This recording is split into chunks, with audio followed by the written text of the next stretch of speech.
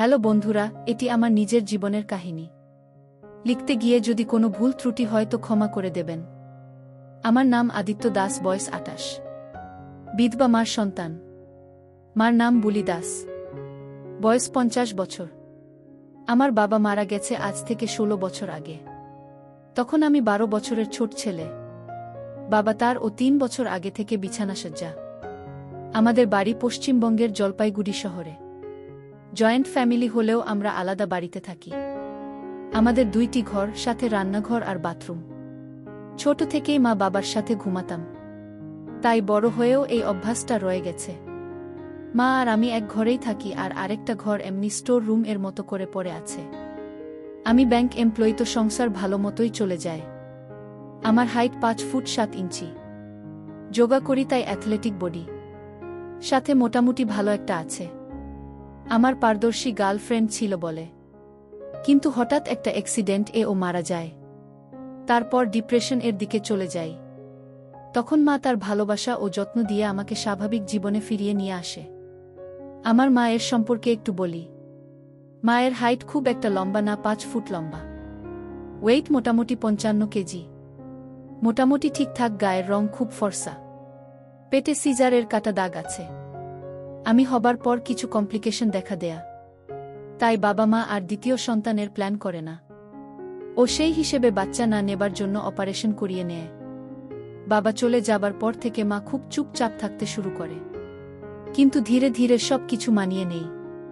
ও আমার মুখ দেখে বেঁচে থাকে। ডিপ্রেশন থেকে বেরিয়ে আসার পর খুব নেট করে টাইম পাস করার চেষ্টা করি, আর নেট করতে করতে গল্পর দিকে ধীরে ধীরে ঝুঁকতে থাকি। মা ছেলে গল্প পড়ে প্রথম প্রথম খুব গিল্টি ফিলিং হয়, তারপর আস্তে আস্তে সেটা অভ্যাসে পরিণত হয়। মাকে যে আমি খুব ভালোবাসি ও শ্রদ্ধা করি, সেটা ধীরে ধীরে অভ্যাসেতে পরিণত হয়। আমি মার কথা ভেবে লুকিয়ে লুকিয়ে ভাবতে থাকি। এই চিন্তা আমার রাতের ঘুম চলে যায়। মায়ের সাথে এক বিছানাতে ঘুমাই, তাই শুয়ে শুয়ে নিজের ডলতে থাকি প্যান্টের উপর দিয়ে, আর ভাবতে থাকি মা আমাকে কত ভালোবাসে, আমার জন্য কত কিছু করে। কিন্তু আমি মার জন্য কিছু করতে পারিনি। বাবা বেঁচে থাকতেও ব্যবসার কাজ বাইরে বাইরে থাকত, তাই মার থেকে খুব বঞ্চিত। 19 বছর ধরে অভুক্ত মা। তার ও সুখের পুরো অধিকার আছে। এদিকে আমিও নিজে লাস্ট 2 বছর থেকে বঞ্চিত। আমার ও শরীর চাইছে, তাই আমি ডিসিশন নিয়ে ফেলি মাকে আমি সব দিক দিয়ে সুখী করব। মাকে শ্রদ্ধা, ভালোবাসা, যত্নর সাথে সুখ দিয়ে তার সমস্ত কষ্ট যতটা পারি দূর করব। আর তাকে আমি কতটা ভালোবাসি সেটাও বোঝাব। ও অবশ্যই নিজেও জ্বালা মেটাব, কিন্তু কিভাবে কি করব বুঝতে পারি না। আবার এটাও ভাবি, যদি আমার নিজের মতন করে মাকে ভালোবাসার ব্যাপারটা মা যদি মেনে না নিতে পারে আর উল্টে কষ্ট পায়, তাহলে হিত বিপরীত হয়ে যাবে। লো ব্লাড প্রেসার আছে, সাথে সামান্য থাইরয়েড, তাই নিজের মনের সাথে লড়াই করতে থাকি। মা এমনিতে খুব শান্তশিষ্ট মহিলা, কখনো ঝগড়াঝাঁটি করে না। আমি মার সাথে সব গল্প করি, শুধু নিজের মনের সুপ্ত অবৈধ বাসনার গল্প ছাড়া বই পড়ি। গল্পে নিজের মাকে ভেবে আপ ডাউন করে ফেলি। এভাবেই দিন কাটতে থাকে। এরপর মা কিছুদিন অসুস্থ হয়, তো মার যত্ন করি যাতে মার আরও কাছাকাছি আসতে পারি। মা আমার যত্ন দেখে বলে আমি অনেক দায়িত্বশীল হয়ে গেছি। শুনে খুব খুশি হই। মা এমনিতেই আমার সামনে কাপড় চেঞ্জ করত, তবে পরার থাকলে অন্য ঘরে গিয়ে চেঞ্জ করত, সেটা আমি দেখেছি।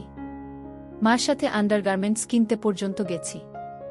মা অসুস্থ ছিল যখন, তখন মাকে খাইয়ে দিতাম। ধরে ধরে বাথরুম নিয়ে যেতাম। বিভিন্ন কায়দায় তাকে টাচ করতাম, তবে কখনো টাচ করতাম না। ভুল করে 1-2 বার টাচ হয়ে গেছিল, সাথে সাথে সরি বলে ফেলেছিলাম। মাও কিছু মনে করেনি। মাকে সুখ না দিতে পারাতে ভিতরে ভিতরে খুব কষ্ট পাচ্ছিলাম ও খুব অন্যমনস্ক হয়ে পড়ছিলাম। ভুল ভাল জায়গায় বইগুলো রেখে দিতাম। হঠাৎ করে একদিন আমার ওয়ার্ডের না রেখে ল্যাপটপের নিচে রেখে অফিস চলে গিয়েছিলাম। অফিস গিয়ে মনে পড়ে বইয়ের কথা। তখন খুব ভয়ে থাকি যে যদি মার হাতে বইটা পড়ে যায় তো মা খুব কষ্ট পাবে, সাথে রেগেও যাবে। এভাবেই দিন কাটে। সন্ধে বেলা বাড়ি ফিরে দেখি বইটা সেখানে নেই। তখন বুঝতে পারি সেটা মায়ের হাত পড়েছে। আমি খুব ভয় পেয়ে যাই। অথচ মাকে দেখে বুঝতে পারি না মা রেগে আছে না কষ্ট পেয়েছে। বাড়িতে মা বেশিরভাগ সময় পড়ে থাকে। সেদিনও তাই পড়েছিল। কোনো পরে রাত ঘুমায় না মা। মাকে একবার দেখেছিলাম, যখন মা স্নান করে এসে কাপড় ছাড়ছিল। মা ভেবেছিল আমি ঘুমিয়ে আছি, তাই বিছানার থেকে একটু দূরে কাপড় ছাড়ছিল। আমি মায়ের দেখতে পেয়েছিলাম, আর হালকা দেখতে পেয়েছিলাম। এটা বুঝেছিলাম মার মাঠের উপর হালকা ঘাস পাতা আছে, খুব বেশি নেই। সেদিন শাবল আপ ডাউন করে সবচেয়ে বেশি বেরিয়েছিল আমার মুসল থেকে। আমার বের হতে এমনিতেই টাইম লাগে, তবে সেদিন একটু বেশি টাইম লেগেছিল। শুতে যাব এমন সময় মা হঠাৎ করে বলল, বাবু তোর সাথে আমার কিছু কথা আছে কি? আমি তখন ভয়ে ভয়ে বলি, কি বলো মা? তখন মা বলেছি, বাবু আমাদের স্টাডি টেবিলে বাড়ির যে ল্যাপটপ আছে তার নিচে আজকে একটা বই পেয়েছি, গল্প সব, তুই এগুলো পড়িস। আমি খুব লজ্জা পেয়ে যাই ও বলি, হ্যাঁ মা, কখনো কখনো। তখন মা একটু রেগে বলে, কেন বাবু, এত বাজে বই কেন পড়িস? আমি একটু পরে দেখেছি, তবে পুরোটা পড়তে পারিনি। এত মা ছেলের কাহিনী, কতদিন ধরে এগুলো পড়িস? তখন আমি বলি, গত 1 বছর থেকে প্রায় রেগুলার পড়ি। তখন মা বলে, অন্য গল্প হলেও চলে, কিন্তু তুই তো শুধু মা ছেলের গল্প পড়িস, যেটা খুব খারাপ ব্যাপার। আমি তখন বলি, মা প্রথম প্রথম আমার খুব গিল্টি ফিলিং হতো, বাট পরে অভ্যাস পরিণত আর মা ছেলের গল্প পড়েই আমি হই। তখন সেই কথা শুনে মা একটু কান্না করে আর বলে, শেষ পর্যন্ত মা ছেলের গল্প। আমি মাকে সান্ত্বনা দিই আর একটু সাহস নিয়ে বলি, মা আমি তোমাকে নিজের থেকেও বেশি ভালোবাসি, কিন্তু কি করব মা, নিষিদ্ধ জিনিসের প্রতি আকর্ষণ একটু বেশি হয়। আমাকে ভুল বুঝো না তুমি। মা তখন বললে, তুই আমার কথা ভাবিস ওই সব গল্প পড়ে? তখন আমি বলি, মা আমার মনে যত চিন্তা সব তোমাকে ঘিরে, সেটা ভালো হোক বা খারাপ, আমার প্রথম ভালোবাসা তুমি। মা এই কথা শুনে রাগ করে খুব জোরে চেঁচিয়ে ওঠে, তারপর অঝোরে কান্না শুরু করে। আমি কি করব বুঝতে পারি না, তাই চুপচাপ ঘরের থেকে বেরিয়ে যাই। রাত 3টার দিকে মা ঘরের থেকে বেরিয়ে আমাকে ডেকে ঘরে আসতে বলে। আমি প্রথমে আসতে চাই না, কিন্তু শেষ পর্যন্ত মার জোরাজোরিতে ঘরে ফিরে আসি। মা ঘরে এসে আমাকে সরি বলে আর বলে, বাবু এই বয়সে ছেলেরা একটু বেশি হয়, সেটা নরমাল ব্যাপার, কিন্তু মাকে ভেবে এই সব বই পড়া বড় এবনর্মাল ব্যাপার। তারপর আমি মাকে রিটার্ন সরি বলি আর বলি, মা আমি চেষ্টা করব এই নেশাটা আস্তে আস্তে দূর করতে। চেষ্টা যে আমি করব সেটা আমি প্রমিস করলাম। তারপর চুপচাপ শুয়ে পড়ি, তবে মনে মনে এটা ডিসিশন নিয়ে ফেলি, তবে কোনো জোর জবরদস্তি করে ট্যাবলেট খাইয়ে বা ঘুমের ওষুধ খাইয়ে না। আমি মাকে মার নিজের ইচ্ছাতে, কারণ আমি মধ্যে দিয়ে আমি আমার বিধবা মাকে এটা জানান দিতে চাই যে আমি তাকে কতটা ভালোবাসি, আর তার সম্পূর্ণ দায়িত্ব নেবার উপযুক্ত আমি হয়েছি। যেমন ভাবা তেমন কাজ। আমি মারের প্রতি আরও আকৃষ্ট হয়ে যেতে থাকি ও খুব সাবধানে তার দিকে নজর দিতে থাকি, যেন মা কিছু বুঝতে না পারে। কিন্তু মা তো মা-ই, তাই কিছুটা হলেও বুঝতে পারে আমি তাকে খারাপ নজরে দেখছি। তাই মা আর আমার সামনে চেঞ্জ করে না। খেয়াল করলাম আমাদের দুজনের মাঝে কল বালিশ রেখে দেয়া, কারণ আমি দেখেছি মা সকালে স্নান করে মেলে দিয়েছে দড়িতে। আমিও হাল ছাড়ি না। শিলাজিৎ খাওয়া শুরু করি, সাথে আরও অন্যান্য এক্সারসাইজ করি ও নানান রকম রিসার্চ করতে থাকি, এই আশায় যে যদি কোনো দিন সুযোগ আসে তো মাকে একেবারেই আমার জানিয়ে দেব। আমার মার চিন্তা থেকে অনেক বেশি, কারণ মা বাবা ছাড়া আর কারো সাথে কোনোদিনও করেনি। মার অভুক্ত আছে প্রায় 19 বছর। বাবার দেখেছিলাম কয়েকবার, আমার থেকে অনেক ছোট আর পাতলা, আর বাবা বেশিক্ষণ পারতও না, 4 মিনিট এই শেষ হয়ে যেত। আমার এমনিতেই ধরে রাখার ক্ষমতা ভালো, কিন্তু আমি চাই আমার ধরে রাখার ক্ষমতা এতটা বেড়ে যায় যেন সুযোগ আসলে মাকে একবার সন্তুষ্টি ও কাহিল দুটোই একসাথে করতে পারি। এই ভেবে ডাক্তারও দেখাই ও পরামর্শ অনুযায়ী চলতে থাকি, আর আপ ডাউন করা অনেক কমিয়ে দিই। যদি সম্ভব এর সুযোগ আসে তার আগে আপ ডাউন করলে হোল্ডিং পাওয়ার আরও বেড়ে যায়। সেই হিসেবে চলতে থাকি। মার সাথে খুব নরমাল থাকার চেষ্টা করি, কিন্তু আগের মতো আর মার সাথে গল্প করি না, অতিরিক্ত বাড়িয়ে দিই, তবে আপ ডাউন খুব কম করতে শুরু করি। ও ধীরে ধীরে বুঝতে পারি আমার ধরে রাখার ক্ষমতা প্রায় দ্বিগুণ হয়ে গেছে। এভাবে চলতে চলতে 3 মাস পেরিয়ে যায় আর মার 51তম জন্মদিনের 2 দিন আগে মা আমাকে হঠাৎ করে জিজ্ঞেস করে যে আমার কি হয়েছে যে আমি আর আগের মতো মার সাথে গল্প করি না। তখন মাকে বলি মা আমার কাজের চাপ একটু বেড়েছে, তাই সময় বের করতে পারছি না। এটা শুনে মা একটু উদাস হয়ে যায়। তারপর আমি আমার সেই চেষ্টাটাকে একটু এগিয়ে নিয়ে যাবার চিন্তা করি, কারণ মার চোখে আমার এই ইচ্ছাকৃত অবহেলাটাকে অনেক দুঃখী করে দিয়েছে। আমি মাকে তখন জিজ্ঞেস করি মা, এই বার্থডেতে তুমি কি গিফট নেবে? মা তখন কান্না শুরু করে আর বলে, বাবু তোর মুখ দেখেই বেঁচে আছি, বয়স আমার আস্তে আস্তে বাড়ছে, এই বুড়ো বয়সে আমাকে এভাবে অবহেলিত করে অসহায় করে দিস না প্লিজ। আমি আর পারছি না। ঘিমার চোখে জল দেখে আমার ও একটু খারাপ লাগলো। আমি তখন মুড ঠিক করার জন্য বললাম, মা আমি তোমাকে কষ্ট দিতে চাই না, কিন্তু সেদিনের ঘটনার পর তুমিও একটু সাবধান হয়ে গেছ, তাই আমি নিজেকে গুটিয়ে ফেলেছি। আমি হয়তো অবৈধ চিন্তা করে ভুল করেছি, কিন্তু অবৈধ চিন্তার মধ্যে ও আমার তোমার প্রতি অগাধ শ্রদ্ধা আর ভালোবাসাকে তুমি বুঝলে না, এটাই আমাকে কষ্ট দিয়েছে। নিজের মাকে পৃথিবীর সব সুখ দিতে চাওয়াটা যদি নোংরা হয়, তাহলে আমি পৃথিবীর সবচেয়ে নোংরা মানুষ। আর শেষ কথা, তুমি আমার মা, আমার সবচেয়ে শ্রদ্ধা ও ভালোবাসার মানুষ ছিলে, আছো আর সারা জীবন থাকবে। আমার চোখে দেখলে তুমি এখনো আমার পৃথিবীর সবচেয়ে আকর্ষণীয় নারী।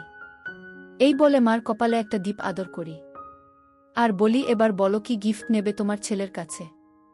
মা একটু স্বাভাবিক হলো, তবুও একটু গম্ভীর হয়ে বলল, তুই যা আনবি। আমি খুশি হয়ে বাইরে থেকে মার প্রিয় পাপড়ি চাট এনে দুজন মিলে খেলাম। আমি হালকা সুযোগ দেখতে পাচ্ছি, তাই আরও বেশি করে এক্সারসাইজ করা শুরু করলাম।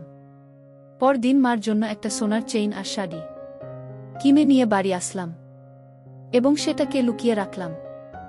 রাত যখন শুতে যাব দেখলাম মা আগের মতো আর কল বালিশ দিয়ে রাখেনি। আমার একটু মাথা ধরেছিল, তাই মা বাম দিয়ে ভালো করে মেসেজ করে দিল। আর তারপর আমি আর মা দুজনে ঘুমিয়ে পড়লাম। রাত যখন ঘুম ভেঙে মাকে দেখলাম, মার এত মোটা আর শক্ত হয়ে গেল যে আমার বাইরে বেরিয়ে আসতে চাইছে। আমি কোনো মতে নিজেকে করে নিয়ে বাথরুম গিয়ে পেচ্ছাপ করে জল খেয়ে নিজেকে একটু কন্ট্রোল করলাম আগামী দিনের আশায়। সকাল আমি আগে উঠলাম, উঠে মার জন্য চা বানালাম আর ঘরে এসে মার কপাল একটা দিয়ে মাকে হ্যাপি বার্থডে বলে ঘুম থেকে তুললাম। মা ও আমাকে দিল। তারপর আমরা ঘুম থেকে উঠে একসাথে চা খেলাম। তারপর মা খাবার বানাতে চলে গেল আর আমি রেডি হতে গেলাম অফিসের জন্য। বাথরুম গিয়ে মার কথা ভেবে হয়ে গেলাম, কিন্তু তারপর রাতে একটা স্লিম চান্স আছে ভেবে আপ ডাউন করলাম না। আর ভাবলাম কাল শনিবার, তারপর রবিবার আর সোমবার ন্যাশনাল হলিডে, অফিস বন্ধ, তো হাতে পুরো 3 দিন আর আজ রাত আছে। মাকে আমার করে তুলতে হবে মার নিজের ইচ্ছাতে। আর প্ল্যান মতো নতুন রগর্গে বিধবা মা ও ছেলে গল্পর বই একটা নতুন গল্প। এর মধ্যে পেন ঢুকিয়ে মার ওষুধের ড্রয়ার মধ্যে রেখে দিলাম। তারপর ব্রেকফাস্ট করে মাকে ডেকে এক এক করে মার গিফটগুলো দিলাম আর পিছন থেকে লুকিয়ে মার গলায় সোনার চেইনটা পরিয়ে দিলাম। মা খুব খুশি হলো। তারপর ব্যাগ থেকে শাড়ি, ব্লাউজ দেখে যেই মা লজ্জা পেয়ে গেল, বলল, এগুলো কেন এনেছিস আর তুই জানলি কি করে? তখন আমি বললাম, তোমার আমি দেখেছি আগেই, একটু ভালো কোয়ালিটি। মা একটু গম্ভীর হয়ে বলল, এগুলোর দরকার ছিল না আগি। তখন আমি বললাম, তোমার বার্থডেতে সবই যখন আনছি তো এগুলো বাদ যাবে কেন? আর এরপর থেকে তোমার যা লাগবে সব আমি এনে দিব। তোমার ছেলে এখন বড় হয়েছে, ছোটবেলায় তুমি আমার সব করেছ, এখন থেকে আমি তোমার সব করব। তুমি চিন্তা করো না আর এই সামান্য বিষয় নিয়ে রাগ করে থেকো না। তোমার দুঃখ হলে আমার খুব কষ্ট হয় বলে মাকে কপালে আরেকটা করলাম ও পায়ে প্রণাম করে অফিস চলে গেলাম। অফিস গিয়ে কাজে মন নেই, খালি ভাবছি মা গল্পটা পড়বে তো, আমার ভালোবাসাটা বুঝবে তো। এই 3 দিন সফল না হলে আর খুব একটা চেষ্টা করব না। আর যদি দেখি বাড়ি গিয়ে প্ল্যান অনুযায়ী কিছুই হয়নি, আর প্ল্যান সফল হলে তো কোনো কোথায় নেই। 5টায় অফিস শেষ হলে সাথে সাথে মার জন্য কেক নিয়ে সাথে বিরিয়ানি ও আইসক্রিম নিয়ে বাড়ি ফিরলাম। বাড়ি ফিরেই দেখি খুব গম্ভীর পরিবেশ। আমি বুঝলাম আমার প্ল্যান সফল হয়নি। তাই খুব হতাশ হয়ে স্নান করতে গেলাম। আর ভাবলাম আজ রাতেই হাতের কাজ করে নেব। আমার বিধবা মা আমার কাম জড়ানো ভালোবাসা বুঝবেই না, আমাকে কষ্ট দিবে আর নিজেও হয়তো ছটফট করবে। আমি বেরিয়ে একটু বাইরে গেলাম, ও মার জন্য একটা পারফিউম কিনে বাড়ি ফিরলাম। এসেই মাকে বললাম, মা কেক কেটে খাওয়া দাওয়া করেনি, আমি তারপর একটু ঘুমাবো, খুব ক্লান্ত। মা তাড়াতাড়ি করে স্টোর রুমে গেল, আর একটু পর আমার দেয়া শাড়ি পরে এলো। কিন্তু মা খুব গম্ভীর। আমি মাকে থ্যাংক ইউ বললাম আমার গিফটগুলো পড়ার জন্য। এরপর মা ও আমি দুজন মিলে কেক কাটলাম, মন খারাপ নিয়ে হালকা সেলিব্রেশন করলাম। তারপর হঠাৎ মা বলল, হাত মুখ ধুয়ে তাড়াতাড়ি খেয়ে নি, তারপর আমার তোর সাথে কিছু ইম্পর্ট্যান্ট কথা আছে, আলোচনা হয়ে গেলে আমি ও ঘুমিয়ে পড়ব। আমি বললাম ঠিক আছে মা। এরপর আমরা বিরিয়ানি খেলাম, আইসক্রিম খেলাম। খেতে খেতেই মাকে বললাম, একটু পারফিউমটা দেখো না, পছন্দ হয়েছে কিনা। তো মা বলল পরে দেখব বলেই শাড়ি ছাড়তে ঘরে চলে গেল। আমি বললাম থাক না শাড়িটা, তো মা বলল দরকার নেই, বাসন ধুতে হবে, নোংরা হয়ে যাবে। মা খুব গম্ভীরভাবে কথাটা বলে ঘরে চলে গেল। আমি খুব হতাশ হয়ে গেলাম। তারপর মা বেরোলেই আমি স্নান করব বলে বাথরুমে চলে গেলাম। বাথরুম গিয়ে রাগ মার নাম করে হাত ব্যথা হয়ে গেল, তাও পড়ছে না। প্রায় 30 মিনিট পরে প্রচুর বেরোলো জেন ফায়ারা, পুরো কমোড মেঝেতে পড়ল। আমি অবাক হয়ে ভাবতে লাগলাম, এতদিন না কিছু করার পরেও এত টাইম লাগলো বেরোতে। তাহলে মা যদি রাজি থাকত, মাকে আজ আপন করে নিয়ে পাগল করে দিতাম। কিন্তু কি আর করা যাবে, বেশি চেষ্টা করলে মা ছেলের সম্পর্কটা খারাপ হয়ে যাবে সারা জীবনের জন্য। আজ মিটিয়ে নেব সব। স্নান করে বেরিয়ে ঘরে গিয়ে চেঞ্জ করে একটা স্যান্ডো গেঞ্জি পরে শোবার জন্য রেডি হলাম। এত বেরোনোর পর জেন চাহিদাটা বেড়ে গেছে। মা ও স্নান করে বাথরুম থেকে পুরো রেডি হয়ে বের হলো, ফলে আমার আর কিছু দেখা হলো না। আমি বালিশ রেডি করলাম, মশারি টাঙাতে যাব, দেখলাম মশারির দড়ি ছিঁড়ে গেছে, তাই সেটা বাদ দিলাম। এবার মা সব বন্ধ করে ঘরে এলো, জলের জগ ও গ্লাস নিয়ে যেমনটা রোজ এনে। তারপর মেইন দরজা বন্ধ করে ঠাকুর প্রণাম করে সোজা বিছানায় এসে বসল, আর আমাকে বলল বসতে। আমি ভয় ভয় নিয়ে বসলাম। তারপর মা আমাকে একটা জোরে চড় মারল আর বলল, বাবু, আমি ভাবতে পারিনি তুই এতটা খারাপ হয়ে গেছিস। সেদিনের ঘটনার পর নিজেকে আমার কাছ থেকে সরিয়ে নিলি। এখনো রোজ মা ছেলে গল্পগুলো পড়িস, আমাকে কথা দিয়েছিলি এগুলো বন্ধ করবি। এগুলো পাপ। আজকে সকালে ব্রেকফাস্টের পরের ওষুধ খেতে গিয়ে দেখি ড্রয়ার সেই বই পড়ছিলিস নিশ্চয়। আমি রাগের চোটে 2 গল্প পড়লাম। প্রথমটা একটু ঘৃণায়, কিন্তু পরেরটা নিজের ইচ্ছাতে। আমি দেখতে চাইছিলাম কি এমন পাস এই বইগুলো পড়ে। তারপর বুঝলাম তুই বসে এগুলো পড়িস। এবার মাথার দিব্যি দিয়ে বল, কেন এগুলো পড়িস, কি ভাবিস আর ছাড়তে কেন পারছিস না। বলেই মা কাঁদল অল্প। তারপর আমি মাকে বলতে শুরু করলাম, মা, আমি এই বইগুলো পড়া বন্ধ করতে চেয়েছিলাম কিন্তু পারিনি। আমি এগুলো পড়ে শিহরিত হই। পিতা চলে যাবার পর থেকে তুমি আমাকে যখন যত্ন নিতে, তখন থেকেই তোমার প্রতি আমি আকৃষ্ট হই। পিতাকে আমি ভালোবাসলেও ওর সাথে কখনো কিছু করার সুযোগ হয়নি। মিথ্যে কথা বললাম, তোমার প্রতি আমার ভালোবাসা থেকেই এই ভাব সৃষ্টি হয়। আর আমি ভাবতে থাকি মাকে সবরকম সুখ দেবার দায়িত্ব শুধু আমার। আমি তোমারই অংশ, তাই আমার উপর তোমার সবচেয়ে বেশি অধিকার। তোমার উপর ও আমার সবচেয়ে বেশি অধিকার।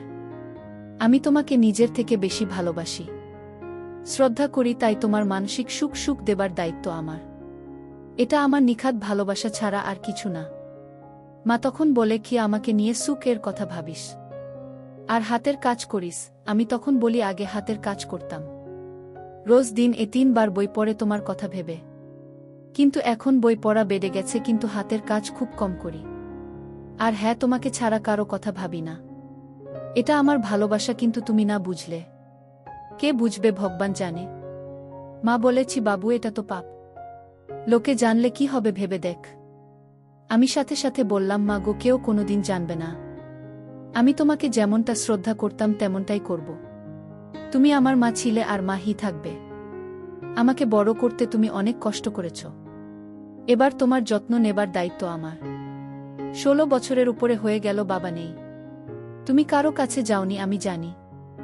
আমিও 28 বছর থেকে অভুক্ত মা গো। আমার জীবনের সব শুরুতে তুমি থাকো মা। আমাকেও একটা সুযোগ দাও।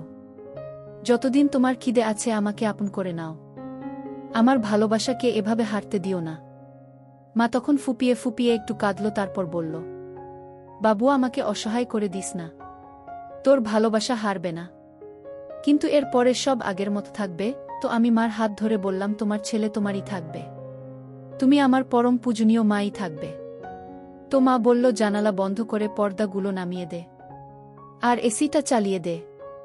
আমি তাই করলাম। এবার মা লাইটটা অফ করতে বললে আমি বললাম, থাক মা। মা বলল, লজ্জা লাগছে। আমি বললাম, ওটা আমি সামলে নেব, তুমি শুধু অনুমতি দাও। মা তখন হালকা কাঁদল আর বলল, আমাকে আপন করে ভালোবাসা দে বাবু। আমিও বড় অভাগী রে, ১৯ বছর থেকে অভুক্ত। আমি সাথে সাথেই মাকে একটা প্রণাম করলাম পা ধরে। মা অবাক হলো, বলল, এটা কেন? আমি বললাম, তুমি আমার সবচেয়ে শ্রদ্ধার পাত্র। নতুন কিছু শুরু হচ্ছে, তোমার থেকে অনুমতি নিলাম। ভুল হলে ক্ষমা করে দিও বলে মার কপালে দিলাম।